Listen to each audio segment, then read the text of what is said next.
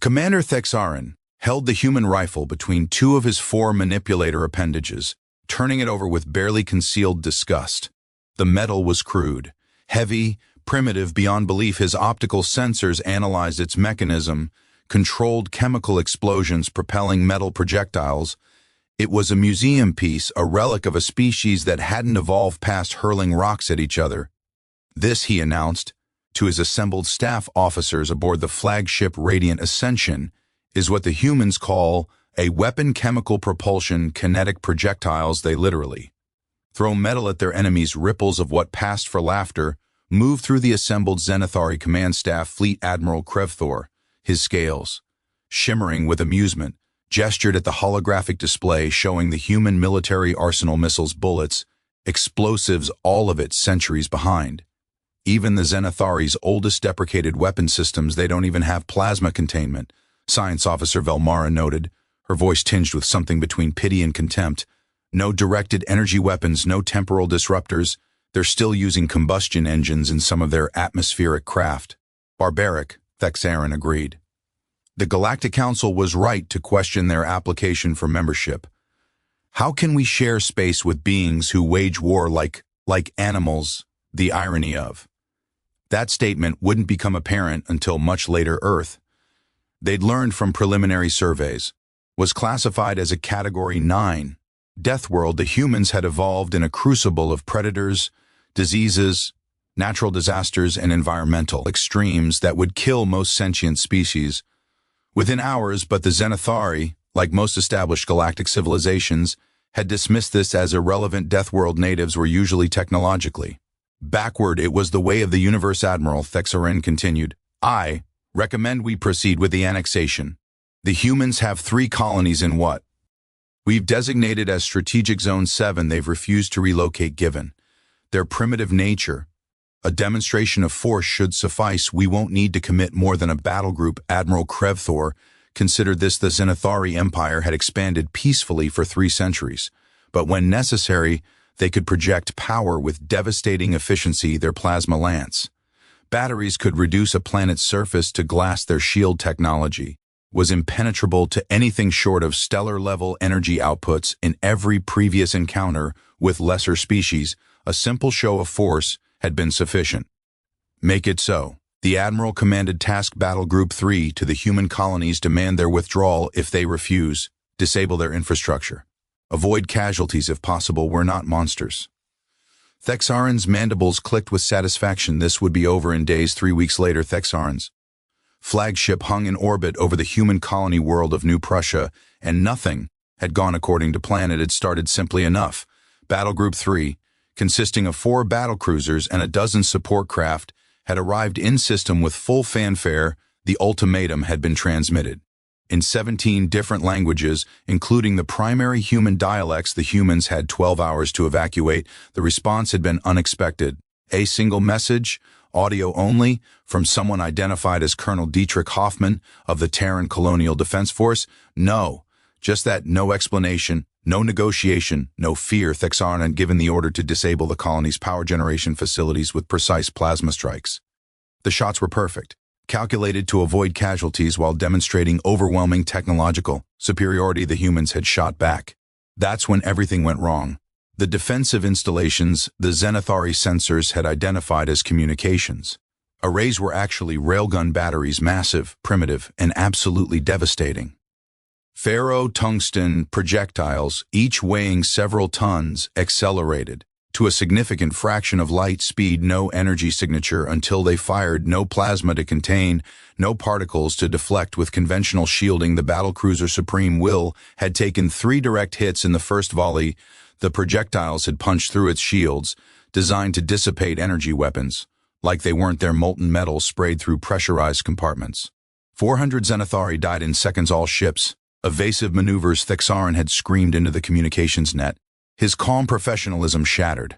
Return fire suppressed those batteries, but the humans weren't done as the battle group maneuvered. Their sensors detected multiple launch signatures from the planet's surface. Missiles, hundreds of them, primitive solid-fuel rockets carrying conventional high-explosive warheads, the kind of weapons the Zenithari had stopped using 1,000 years ago.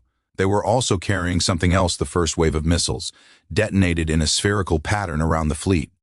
50 kilometers out, the electromagnetic pulse fried every unshielded sensor, communication relay, and targeting system in the battle group. Suddenly, the technological superiority the Zenithari had relied upon was gone. Navigation systems failed, fire control went offline, ships drifted, their crews working frantically to restore basic functions. Chemical weapons, they used chemical weapons on their own technology.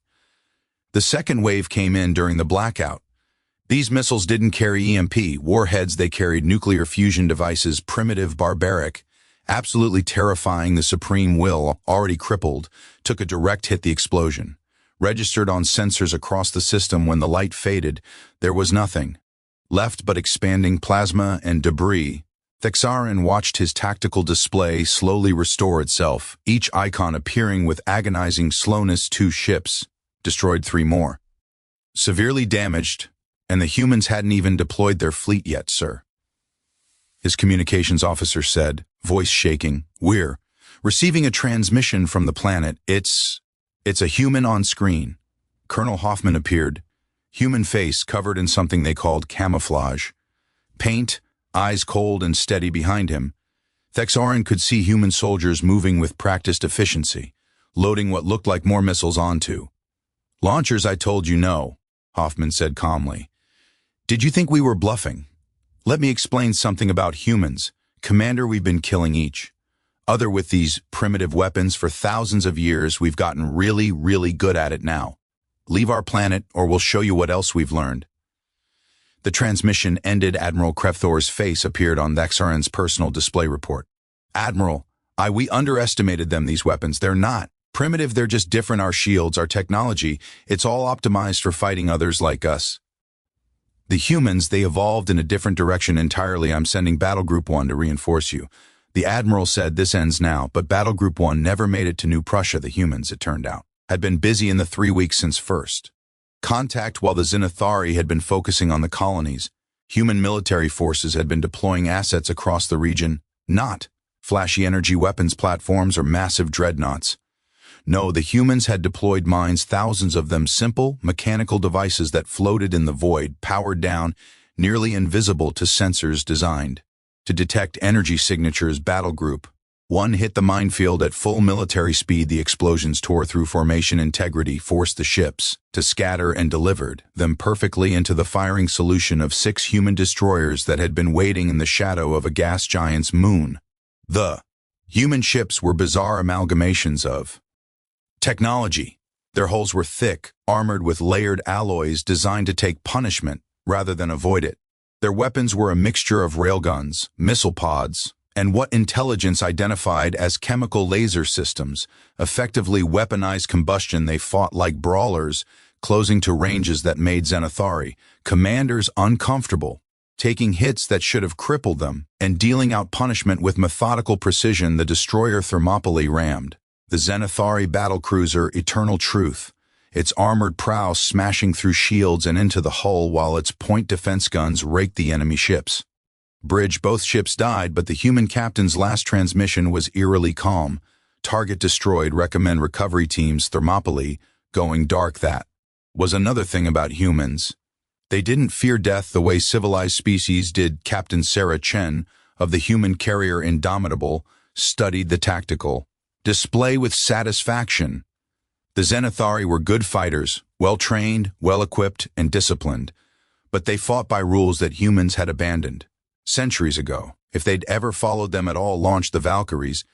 She ordered her flight controller. Blinked. "Ma'am, the Zenithari shields are still at 70%. The plasma fields will fry anything we send through." "The Valkyries aren't anything, Lieutenant." Launch. The Valkyries were human fighter bombers, small craft that sacrificed the energy shields the Zenithari expected for thick armor and redundant systems. They accelerated toward the enemy fleet, not with exotic propulsion, but with brutal, efficient fusion rockets. Each carried a payload of kinetic penetrators and, as a special surprise, tactical nuclear devices. The Zenithari point defenses lit up space, destroying dozens of the incoming craft, but humans built their fighters cheap, fast, and with one way missions in mind. For every Valkyrie destroyed, 3 more got through the nuclear devices.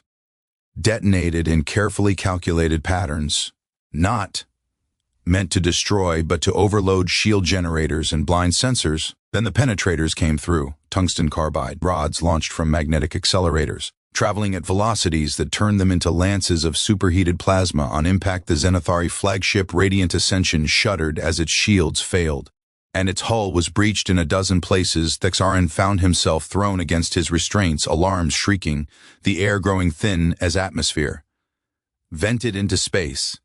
This isn't how it was supposed to be. We're the superior species. We're the advanced civilization. How are we losing to beings who wage war? With explosions and projectiles, the answer came to him. As his crew fought to save the ship, the humans weren't more advanced. They were more experienced. Every weapon they used, every tactic they employed was refined through centuries of warfare against enemies just as innovative, just as desperate, just as human as themselves. They'd fought with these weapons because they worked, not because they were pretty or elegant or civilized. War wasn't elegant. The humans understood that in their bones. "Sir, we have a transmission from Admiral Krevthor." His communications officer gasped through a damaged respirator. "He's ordering all forces to withdraw. He's requesting a ceasefire." Thex'arin closed his optical sensors in what might have been relief or shame. "Acknowledge, transmit, our surrender."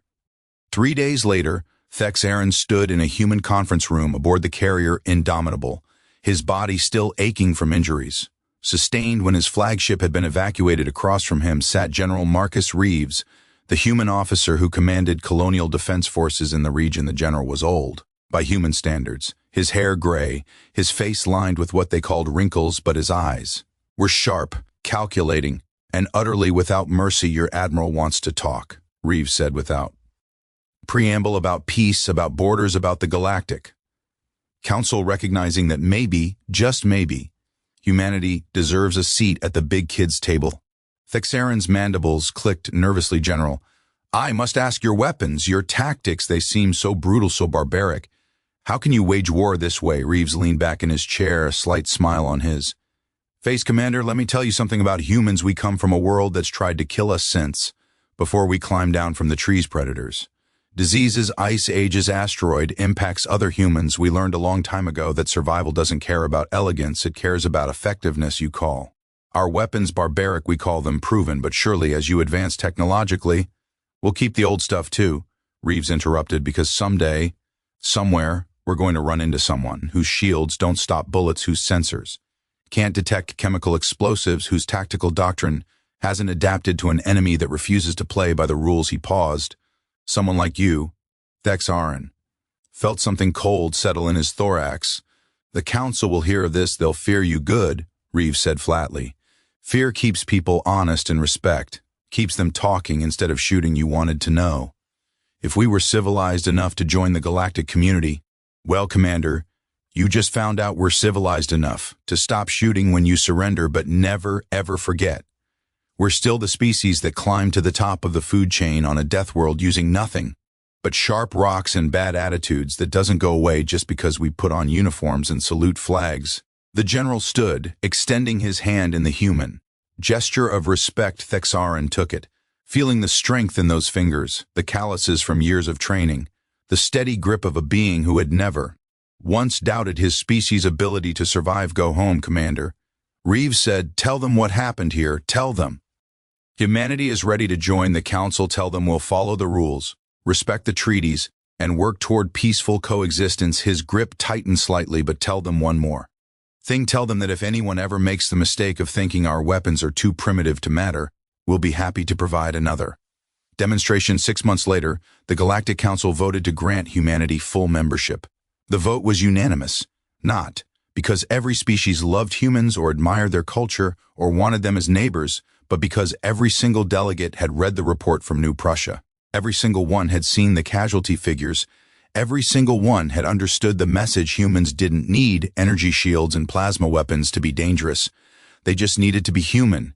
And in a galaxy full of advanced, civilized species who had forgotten how to truly fight, that made them the most dangerous species of all. Years later, a young Zenithari cadet asked Thex'arin, now a respected military instructor, why they studied human tactics in such detail, why they had added primitive, kinetic weapons to their arsenal, why human Military advisors were stationed on Zenithari worlds.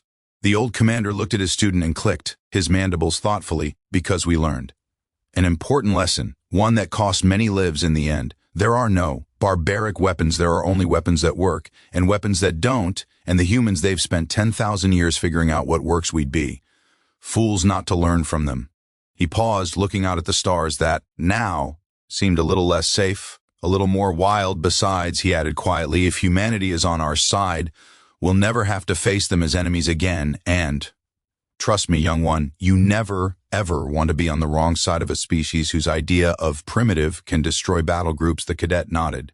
But Thex'arin knew they didn't truly understand yet not until they'd stared down the barrel of a human weapon and realized that sometimes the oldest solutions are the ones that still work best, because in the vast, cold darkness of space, evolution favored not the most elegant species, but the most adaptable, not the most advanced, but the most ruthless, not the civilization with the best technology, but the one with the best warriors and humanity.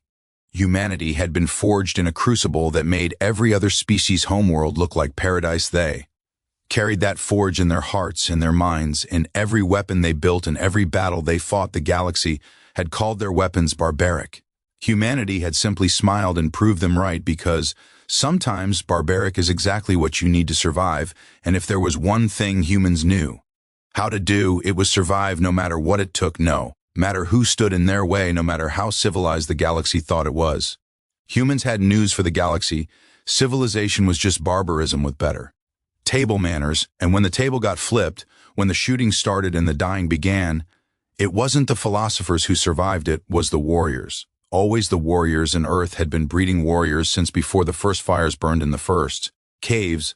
The Zenithari had learned that lesson. Rest of the galaxy would too. Humanity was here to stay. And they brought with them 10,000 years of warfare, innovation, and refusal to surrender. They called it barbaric. Humanity called it Tuesday, and that, more than any weapon, or tactic, or strategy, was what truly terrified the civilized species of the galaxy. The humans weren't trying to be scary. They weren't posturing or threatening. They were just being themselves, and themselves was more than enough.